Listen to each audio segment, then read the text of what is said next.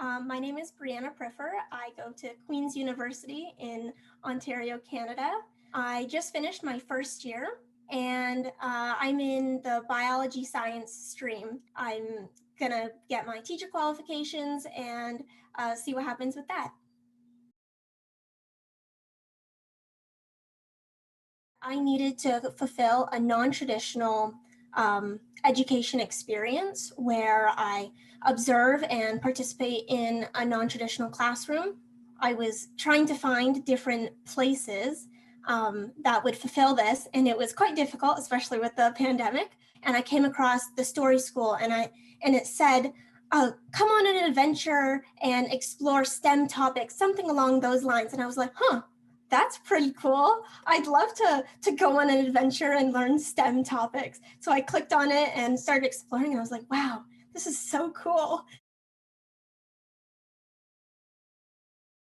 Well, the whole point of the story school is that it's so informal. It's no one would say it's a classroom because it's just so much of a fun collaborative game, and you're learning all these really cool STEM topics, and you're learning how to fence, and you're learning all these different things. But at the same time, you're just going on an adventure. The student can pick, okay, no, I don't want to go up the mountain. I'd rather go into the river. And the student kind of has that choice. In a normal or a traditional school setting, it might be, you have to go up the mountain because we need to learn this. In the story school, it's more just embedded. It's more an added benefit of the story. It's more of, let's do this together. We want to learn together. It's a collaborative effort where you just have fun and you're learning things along the way.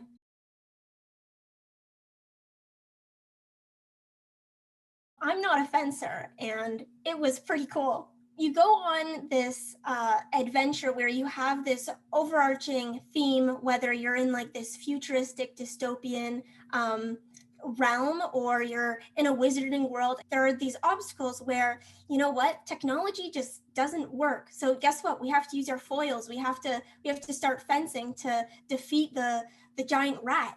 Unfortunately, because it is virtual, we can't fence other people. But the way that the story school went about it was really inventive, using like masking tape on the floor and having people advance using the masking tape on the floor as kind of markings. Other times we had different objects like a stuffed animal that you could fence against. It was kind of fun to see if you could actually parry against a moving stuffed animal as it was flying in the air. I kind of like to think I picked up on a couple of things and just kind of had fun with it. In the after school program, uh, it was a rather small class, and which is pretty awesome because the kids can be pretty close to each other, and you basically go on this adventure and you have to problem solve how to fix time. We're at the end of time. What are we going to do? How are we going to solve this problem? You have these kids going on this same adventure and they keep running into problems, and somehow they're able to figure it out, and they have to use their problem solving skills. They're learning histories and character development and all these different things, and also just using their imagination to come up with what magic can we use to do this. So it's just very inventive and very fun. I researched some different techniques of how time was told before clocks, sundials, using the stars, and water clocks. Because there is no time, we're at the end of time, you have to figure out other ways to figure out how to tell time in maybe a very non-traditional way. Going to different historical places, telling time with them, you learn how to tell time using that mechanism, using a sundial. Okay, we have to wait for the sun to get to a certain point. Okay, it says the sundial, it reads 3 p.m. Okay, now we can move on and maybe let's go and figure out how to tell time using water.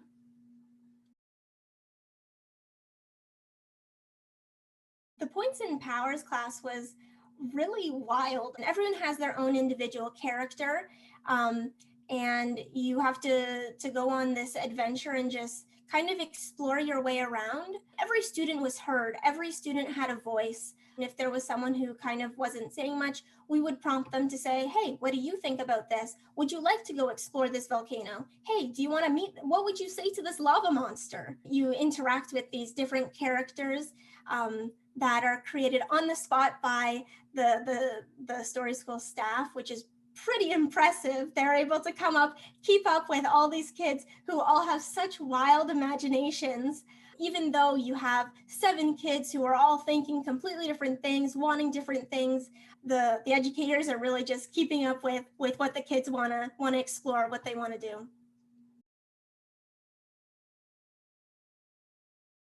It was pretty awesome to see how stories are used to implement learning, and that's because students are really interested in the story. We have kids who they want to stay on the class longer because they're so invested. They're like, no, we can't wait until next week. And so when they're really engaged, and because they have that choice of, no, I don't want to go see lava, I'd rather go with water, now we can build our curriculum and introduce STEM activities that are revolving around water. The student is kind of in charge of what they want to learn.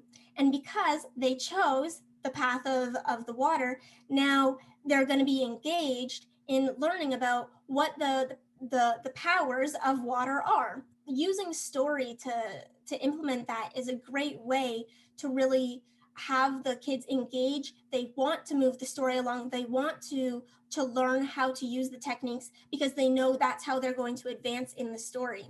When I'm a future educator, I will definitely use that because I think that's one of the best ways to engage students, have them in charge of their own learning. The students have the choice, the students have the voice, the students learn how to deal with their own consequences of a situation that they got themselves into. And then, you know what, it's fun anyway because it's collaborative. You're with your friends, you're with a teacher who is genuinely interested in helping you and in learning along beside you.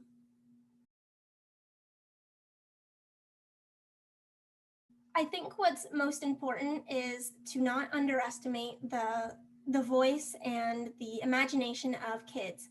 Kids need to be involved in their own learning. They need to be the primary driving force of their education and what they want to learn. And I think it's important to give them the flexibility to do that. If they want to learn how to fence, let them learn how to fence. If they want to learn about engineering, let them learn about engineering. You have to give them the fuel to inspire their own passions.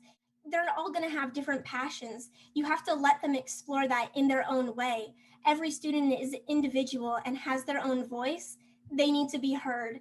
If that means every student goes on their own slightly different adventure, if every student is writing their own essay about something individual that they're passionate about, that's what it means. I mean, as an educator, you'll learn something new if you have 30 different students all writing something about completely different topics. Well, now you get to learn about 30 different topics. I think that's pretty phenomenal. You're letting your students drive. Now your students are interested. You're also learning a lot. You just really can't underestimate how important it is for the student to choose, the student to have that voice and to drive their own education. I would definitely recommend the Story School. I think it was just a completely new take on education that was super, super refreshing. I had never been a part of anything quite like it.